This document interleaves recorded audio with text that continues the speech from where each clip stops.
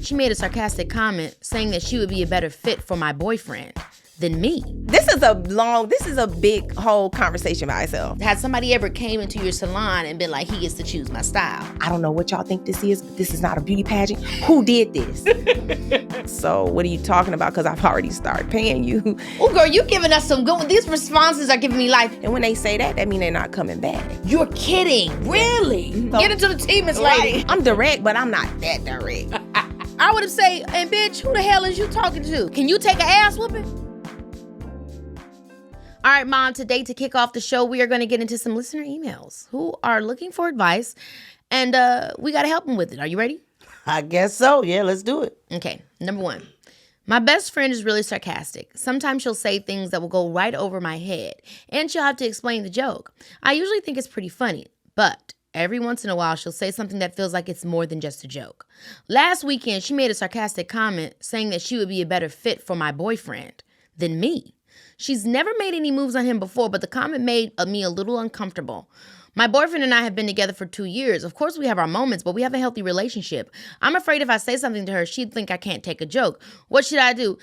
I would have said, and bitch, who the hell is you talking to? Exactly. You gotta check. I ain't never. I could take a joke. Can you take an ass whooping? Exactly. Girl, please. Yeah, there's some boundaries there. Yeah, oh no, bitch. Yeah, you don't need to, like my mother would always say, you don't need to talk about your man or your money. Girl, those are off limits. You got Sharon rubbing her knees. When she do that, you went too far. That's just off limits. What the hell is that? I mean, that's off limits there. She's also, again, listen to what she's telling you, because what she's saying is she looking at your man. That's somebody using sarcasm and jokes as a way to disrespect you. That's right. Know the difference. Or test the waters. Test you, disrespect you, and get you comfortable with it, and then put it on you, girl. It was just a little kiss for fun. How far is it gonna go? Right. I was making a joke, girl. I don't really want your man like that. But yes, you do. And a friend, girl, we throw that word around too quickly. I'm a better fit for him. I would have said, and what does that mean? Yeah. You sometimes gotta call stuff out. Right. You do. Sometimes if she's, and then make the joke, so you've been thinking about my man. Yeah, if she's known for being sarcastic. Yeah, if she's known for being sarcastic and a witty charm, or witty bullshit, take that goofy ass be witty right back with her ass and say, what did you mean by that? Yeah, what did that mean? Exactly. Yeah. Girl. She don't sound like a good friend. Hell nah. Number 2. Hi, Keke. How do you deal with friendship changes? I've had a group of friends I've been close with since high school. But as I've grown a bit and met new people, I've realized that my new friends are what I need more of in my life. My high school friends have noticed I'm spending more time with my new friends and are upset about it. I understand why they're upset, but I am so much happier spending time with my new friends. How would you handle that? I would go where I am happy. Yeah. Simple as that. I mean, what she's saying essentially is that what you're going to stop doing what makes you happy to make people happy that don't even bring joy to you? Well, she just sounds like she's outgrown the high school friendship. And you know what? And them guilting you is not okay. I don't talk to anybody from high school. I don't give a damn. You don't talk to anybody from last week? No, I'm done with you. I don't, after high school, I left for a reason. And I don't want to, they were like, the high school reunion. Fuck all y'all, because I don't want to see none of y'all. High school was okay. It was an okay experience. And they're like, well, you weren't popular. Oh, I was damn popular. Yeah. I was real popular. I was so popular, I wanted to get the hell out of there.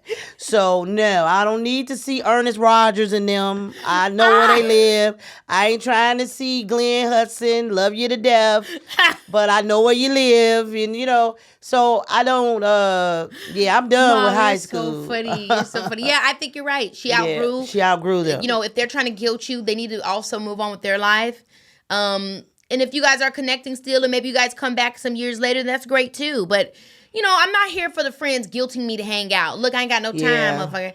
I'm doing what I want to do, and I'm doing the best I can to maintain. We're grown as well. Exactly. We're older. Like, it's hard. Like, sometimes it's like little stuff like this girl is down the street. Right. All I got to do is walk over there and kick it with her. Like, I don't want to drive 30, 40 minutes to see you. I don't live in the same town. You do. There is something to outgrowing. You're outgrowing the high school experiences.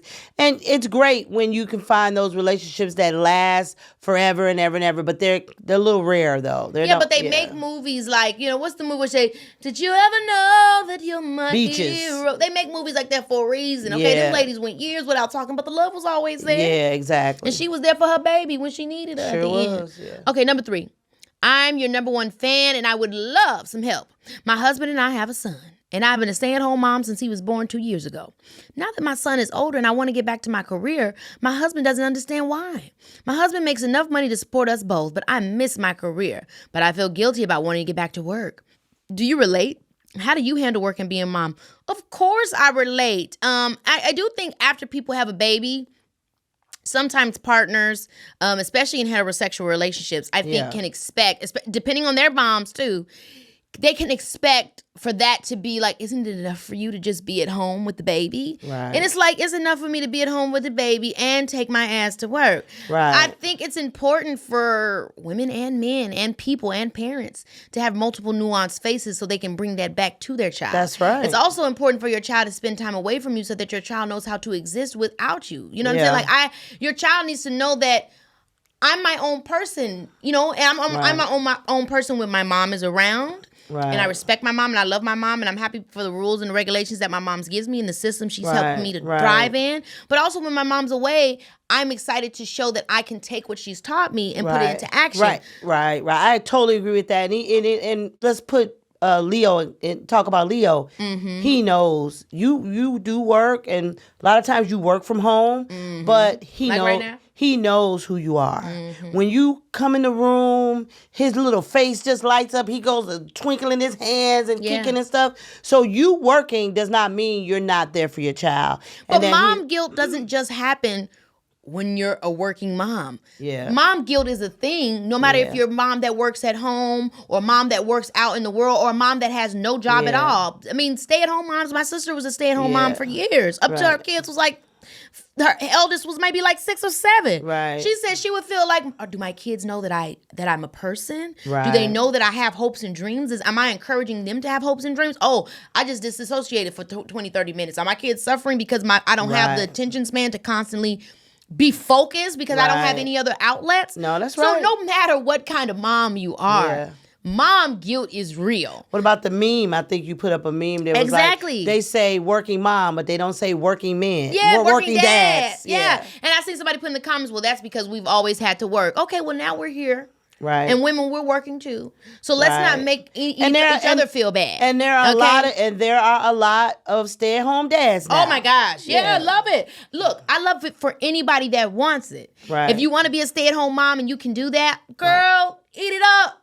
Okay. Right. If you want to be a stay-at-home dad and you can do it, house husband, ready for you. Exactly. If it's not for you, right. But if you're not, if you want to, if it's important for you to take your outside experiences and bring them back home, do that, baby. I'm a Sagittarius moon. Right. I got to be outside and not outside wasting time and not making my time useful because for me, time is the most valuable thing you have. Right. Well, this young lady's going to have to talk to her husband. Yeah, and let him she's know. Gonna have to This is going to make me a better mom. And there's a compromise. This is going to make me a better wife. Yeah, there could be a compromise in there. Maybe she could go back part-time and and just get it going. Look, you shouldn't have a partner that's trying to stop you from being great.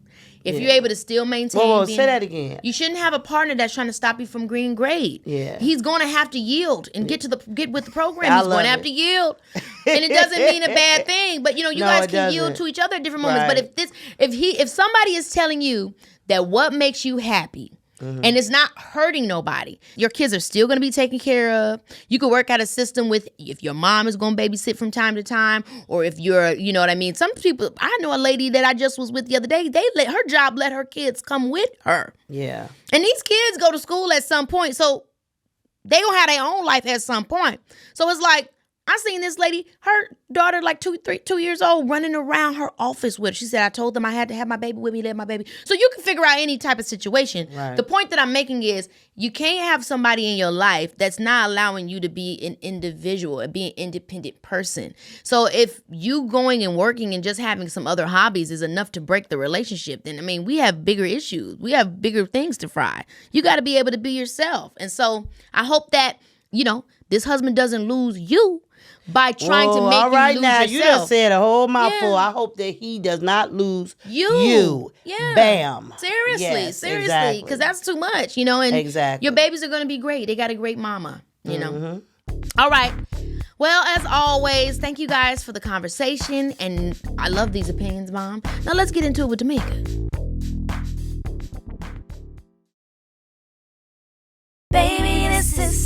This is Keke. Today on the show, we are talking to someone who is so special to me, okay? This woman is not only incredibly talented, but also a pioneer in her field and always makes me feel so special. I'm very excited to introduce to the show celebrity stylist and founder of Bold Hold, Tamika Gibson. Hey, girl. Hey, thank you for having me. Oh my gosh, I'm so happy to talk to you and for the kids to get into everything you've done. I mean, some of the girls know who the hair diagram is, and some of them are about to find out today. But first, I want to take it back to the beginning. What got you interested in hair?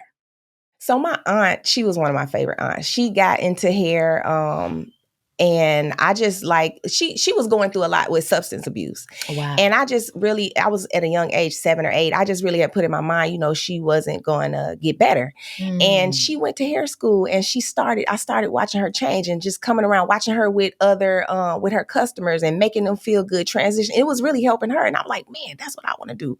I want to make people feel good. Just watching this transition, you taking, it's like a clean palette or canvas and you change it into what was in your mind and you were creating that. And I was like, man, I want to do that. And that's how I got really started with. That was my what led me into hair, watching her. And so were you just kind of like doing it in your neighborhood? And then when did you decide to make it a career? Because I know you went to the military as well. Right. So how did that kind of play into your storyline of getting to the point of starting a business? Well, I'm from Michigan. Okay, come on, Midwest. Everybody in Michigan did hair.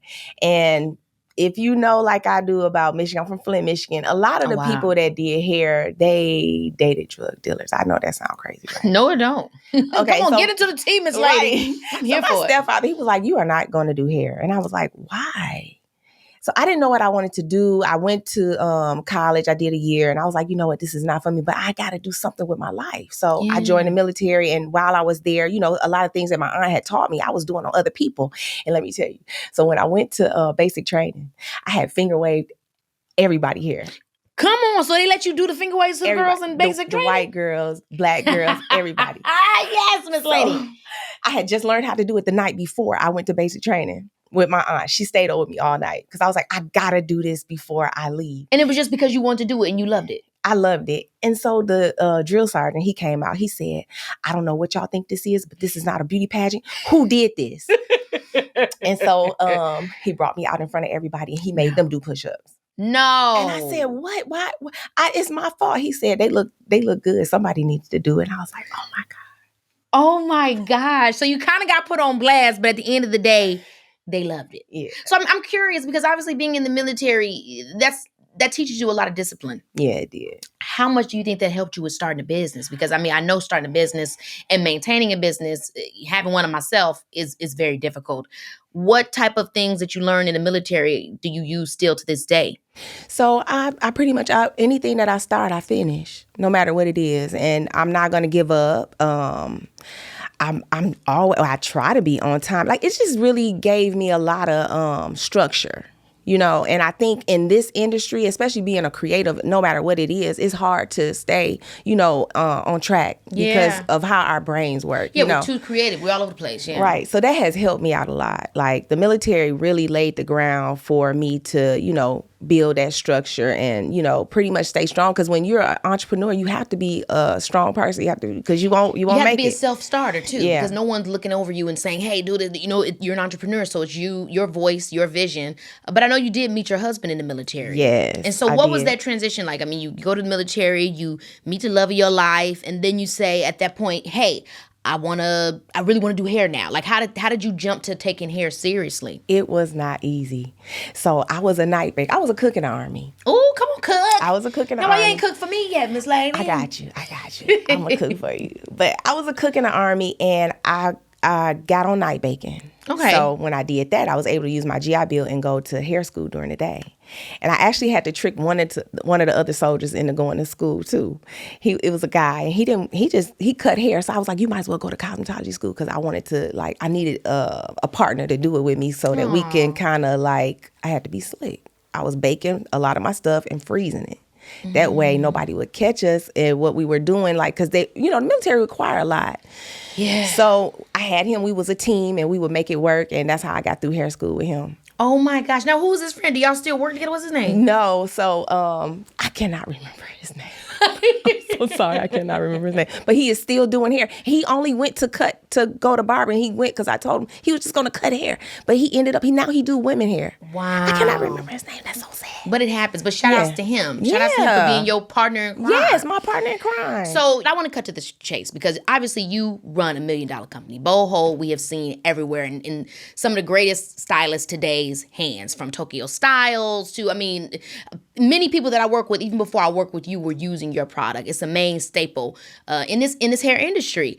How did you get that? How did you, get that influence? Because I think a lot of people want to know. A lot of people try to be in the hair industry. It doesn't mean they're going to end up with a successful company as yourself. So how did that happen? So I think it was a lot of passion and a lot of education. So when I first got it started, for me, when it came to it's actually hair replacement. It was originally for people who don't have hair. When I got out of hair school, I went and worked at a hair replacement company. I did that for 6 months, and I hated working with glue. Hated it. And we had so many different products that I liked and that worked like glue. And it was a tape company. They went out of business. And that's when the internet was kicking off in the early 2000s. And I'm like, what is this? I need this tape. I gotta find this. So to be clear, y'all, Bold Hold is a liquid that you use with the wig that it's like an adhesive, but it's like the adhesive. Yes. And when I say the adhesive, I don't know anybody that does hair that doesn't use Bold Hold. So I just want to clarify that for y'all. If y'all don't wear wigs or, you're not familiar with it, this adhesive is like the best adhesive to use. Yeah. So it was originally just for, hair loss. And I had to find this company. I was getting ready to get out of the military. And once I did find, because, thank God to the World Wide Web, I was able to find them. They were World Wide Web. Yeah, they were going out of business. And I found them because, I found them and we bought them out. And wow. Yeah, it wasn't that simple. You and your husband bought this company out. Yeah, I had my severance money and a loan.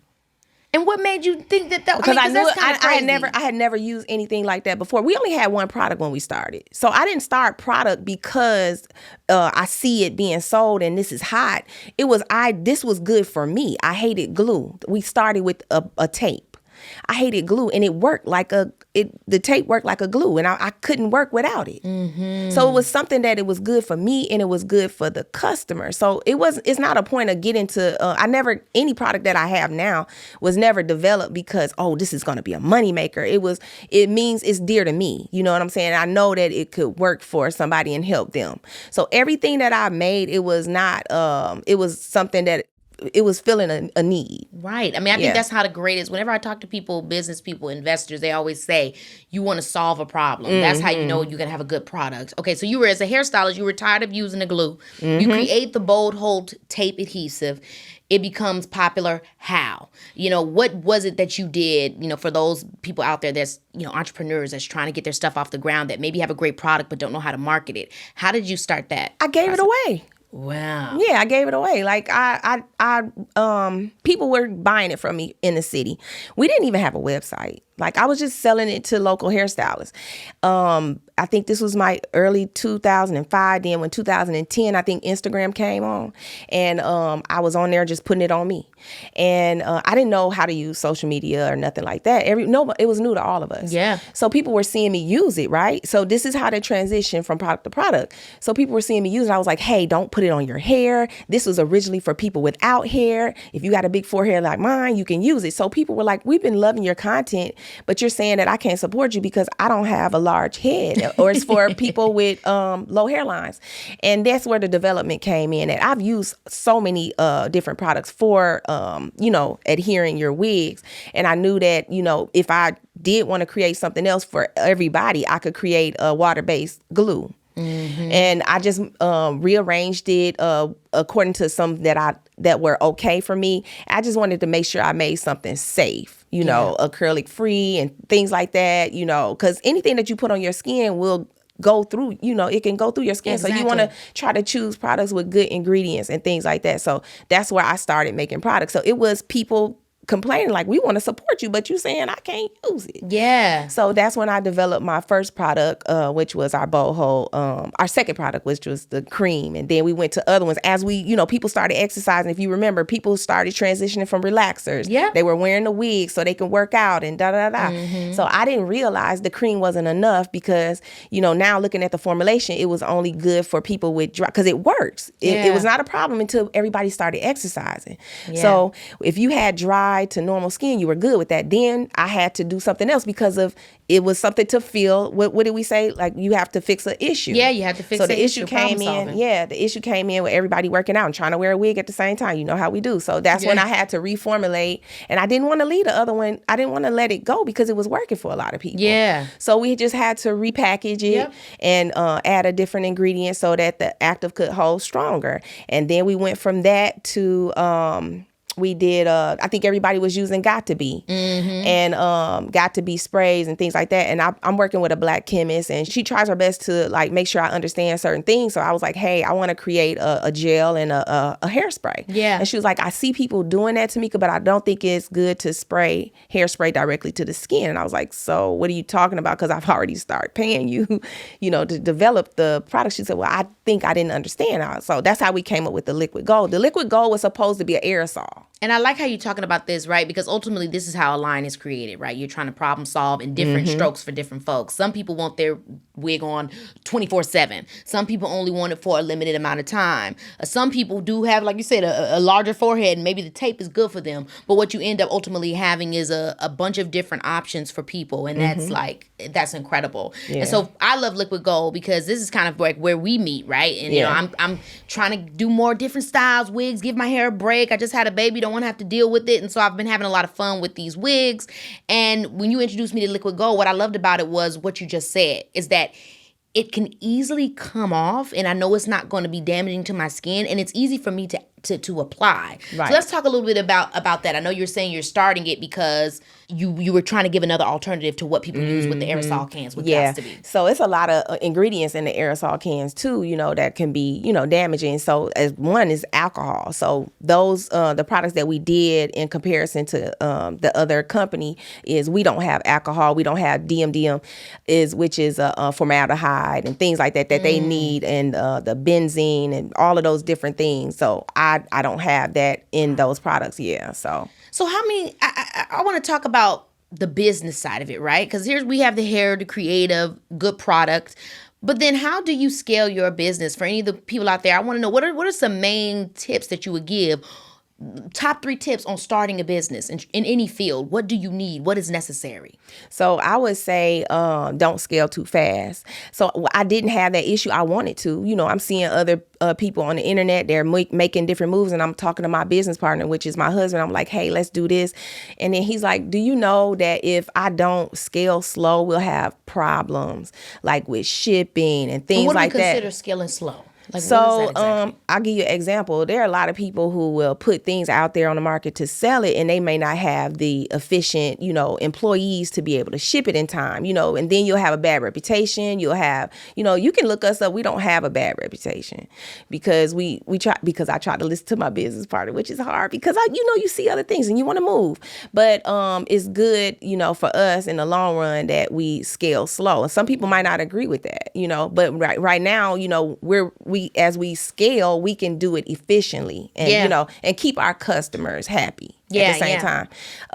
Another thing, I'll say, just make sure you're doing something that you like, because if you are creating a company, it's going to take a lot out of you, your personal, it takes a lot out of you. So it has to be something that you like to do. And I know you have kids too. Yeah, I do. I have 2, they're adults now. Yeah. And that wasn't easy, but I just think that you got to do something that you love. I think that's most important. If money is the motive, like I know people always hear that, it's not, it's going to be hard. You can create a facade, you can do all this and that, but if you really love something, no matter the good or bad days, you're going to always be able to get through. I love that. And last one? Let's see.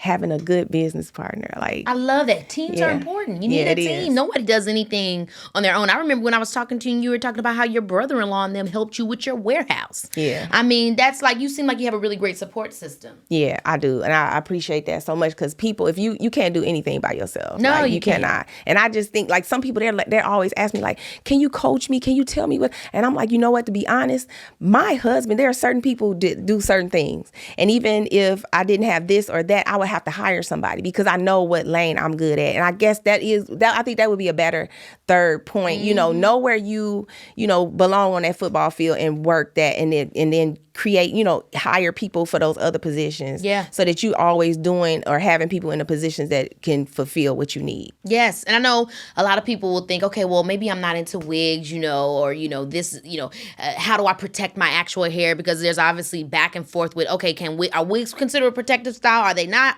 etc.? But one thing I love is that you're getting ready to do your natural hair care line, which is Ashley Marie, named after your daughter. Yes. What made you want to, you already have a successful line, right? That lends itself to wigs, etc. What made you want to start Ashley Marie? I think it's important that you take care of the hair under the wig, because, like I said, I come from a hair replacement background, but, I found that people who have hair want to wear them too. They want to wear them, for trend. They want to wear it as a protective, or they just want to switch up. So I think it's important that you want to make sure you take care of your hair. Now, I did forget this part. I was an educator for L'Oreal. Wait a minute. For 8 years, yeah.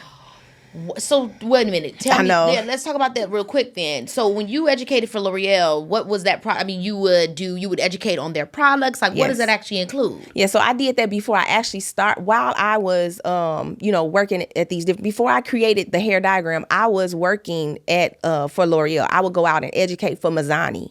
So that really gave me my structure that I needed, because I love teaching. I love everything about hair. So I love teaching, and that gave me everything that I needed to build this brand. I think that's a really big part of the story, because a lot of times we often think when we're trying to become an entrepreneur that we got to just solely put everything in just being entrepreneurs. That means no outside jobs, et cetera, et cetera. And I actually think that's incorrect. I'm the kind of person that believes that any outside job is going to be a new skill that you're acquiring, and it's going to be something that you can feed back into whatever it is that you're directly trying to do. And so L'Oreal being a part of your story, I think that's important, right? Because many people would say, oh, okay, well, if I'm starting my own product lines in beauty industry, why would I go work for another industry? Well, because you're going to learn. Yes. And they're going to pay for you to learn. And sometimes they might not pay that much, but you got to look at the bigger picture. And I know a lot of people used to complain, oh, it's not that much. And no, I have a plan. Yeah. I want to look at their blueprint, because I want to do what they're doing. Absolutely. And so that's what I did.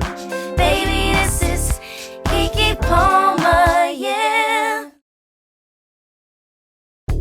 When I think about the quote, knowledge is power, that's what I think about, right? It's getting in those different rooms, observing and learning things that you maybe otherwise wouldn't have access to.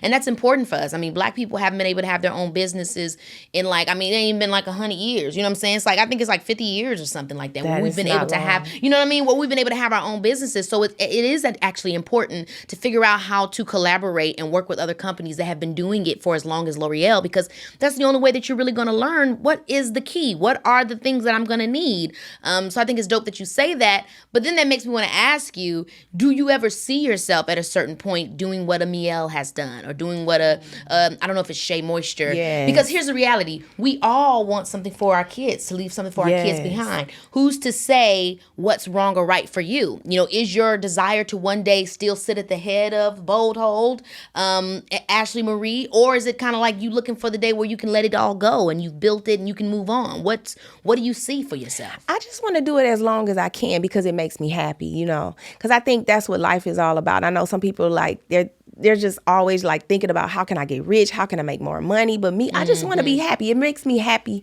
doing hair, or just talking about hair, helping people with hair, showing people a new technique. That makes me happy. So I want to do that as long as I can. And if it, brings new products to the table where I can introduce to people, like, hey, this is going to help you create this and that and solve this and that, I want to keep doing that. I love that. So obviously you do the classes with the hair diagram. That's your kind of like your class model. How do people get involved with that? So we teach online. Yeah. We have an online program, and I also sometimes I go out and teach. I have students that teach as well, so they teach it, and that's really good. It's good to watch. You giving somebody something that can help them.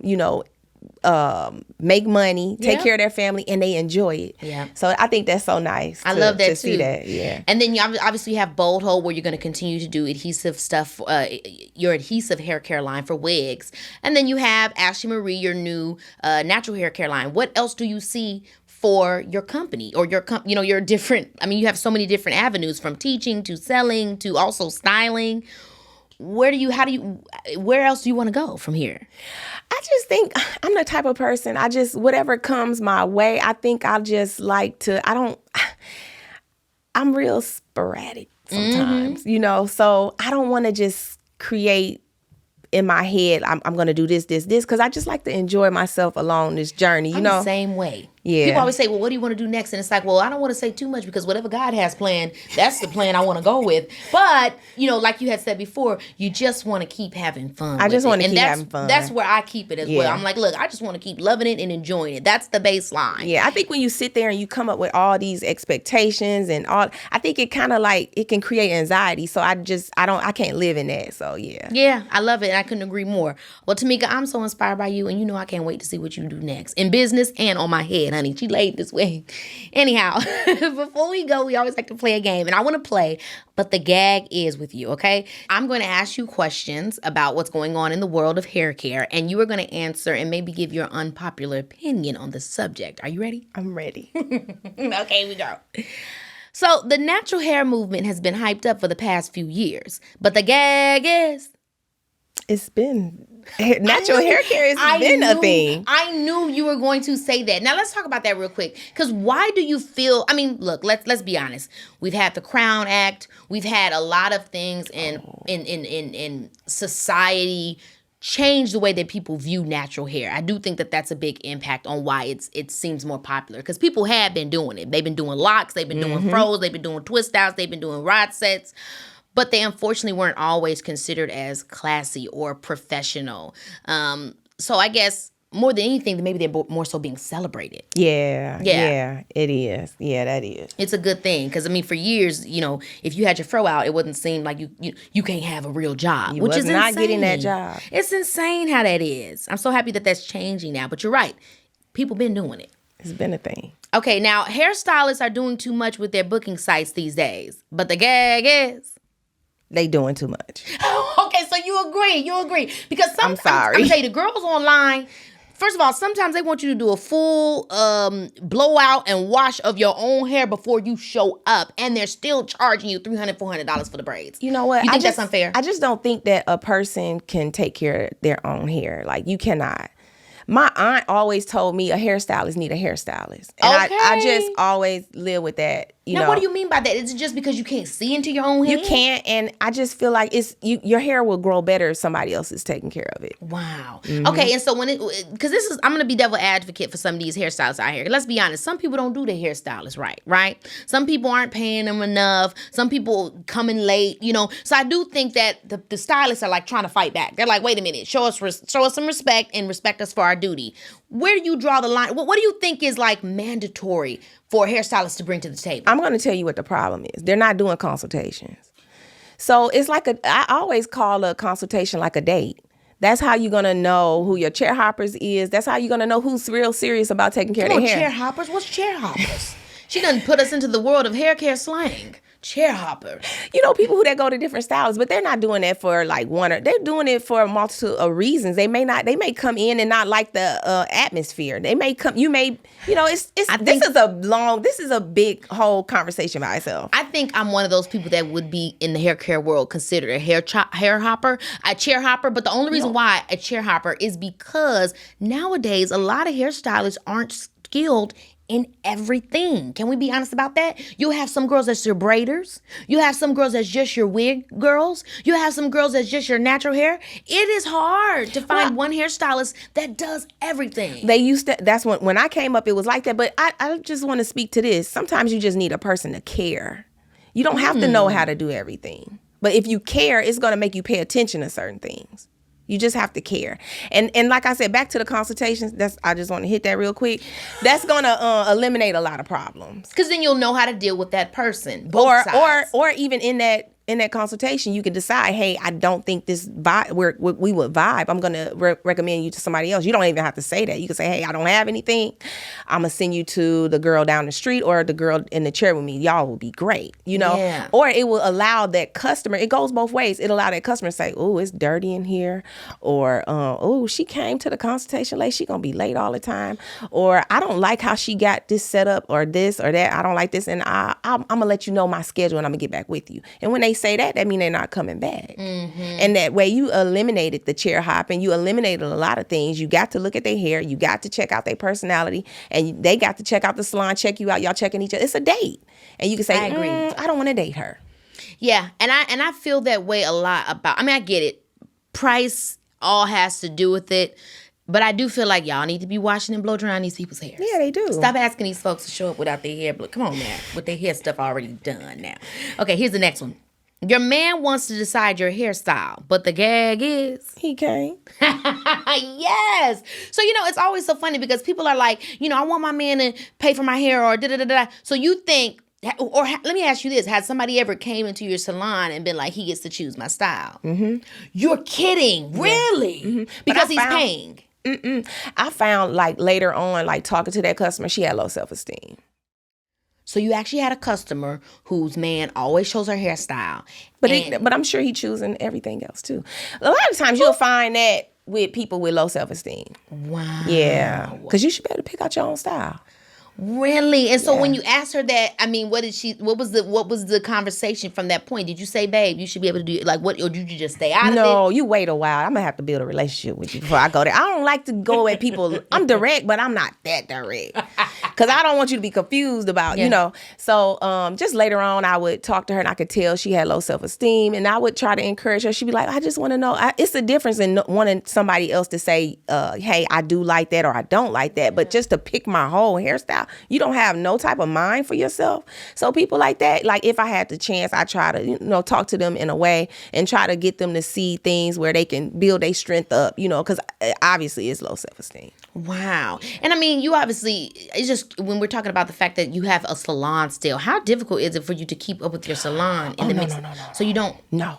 But do you just have your clients that come to you? No, I don't have any clients. So you don't do it. Wait a minute. So you just do your teaching. You don't do it. I just teach. Well, obviously you be doing my hair. I did a lot of celebrity hair too. Yeah, but you just don't want to. It's kind of something that you dip in and out of. Dip in and out, yeah. Just for fun, yeah. So you do some for celebrities, and then do you have your mainstay hair clients? No. So you only every now and then will do some celebrity stuff. When did you stop doing hair? Doing hair? Maybe 7, almost 8 years now. Do you miss it at all? I do. Yeah, I miss the conversations. But you do your classes, so it's and I get to talk to everybody. But I do miss that because I felt like it's empowering to have people come in and you make them feel good. Like I was talking about the young lady, I take more into people than just their hair. You know what I'm saying? It's like a family. You know what I'm saying? So I do miss that. Yeah. Okay, here's the next one. Styling your baby hair is cute, but the gag is. It depends. Oh, girl, you're giving us some good. These responses are giving me life because obviously we see online sometimes the baby's hair, they be putting full length weaves, braids, all types. So where do you draw the line? I'll be honest. My parents used to let me get a little crochet when I was younger, a little braided extensions every now and then, but they would always cut it. And it's interesting, right? Because some people say, well, why is length associated with age? Because some little girls' hair is all the way down their back. So, I mean, what do you consider, what makes something a kid's style or an adult hairstyle? What does that mean? So it just depends on whether they're old enough to take care of it, So I was just speaking to a little girl about whether she liked ponytails or her hair down. And she said, it doesn't matter. I think she may be in the 4th or 5th grade. She said, it doesn't matter. And I thought that was so cute. because most girls that age would rather have their hair down, and I just feel like if they're not of age where they can take care of it, not putting on their bonnet and things like that, it does not need to be down. That's interesting. Yeah, because I mean, to be quite honest, if my parents did, would I have been able to deal with it if it was super long? I can barely deal with it when it's super long now. You know what I mean? So it is interesting because that's what my parents used to always be. And then by the time I could get a little weave, my parents let me get my first little weave when I was about like 12 or 13. And I really did take care of it. I was ready for it, So I think that is a good POV of looking at it. Because sometimes they be having these little 2-3-year-olds. Hair be cute as heck, but it's like, what that baby doing? What that baby doing with that look? Okay, last one. Box braids are a hot trend right now, but the gag is.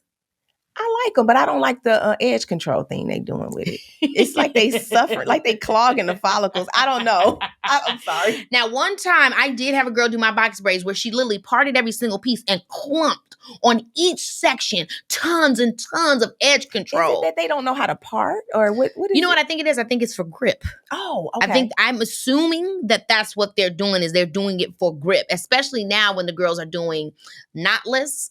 Back in the day, they would kind of create a hook around the hair as opposed to this knotless thing now, right? Like, so you'd have like a little knot at the top. And I think, maybe that helped them anchor it. And so now in order to anchor it, maybe they're doing a bunch of edge control to kind of, I don't know, yeah. Can't breathe.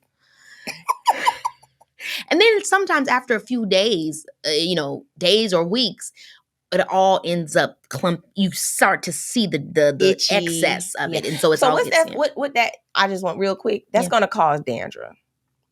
Because the body is doing work too. It's producing sebum.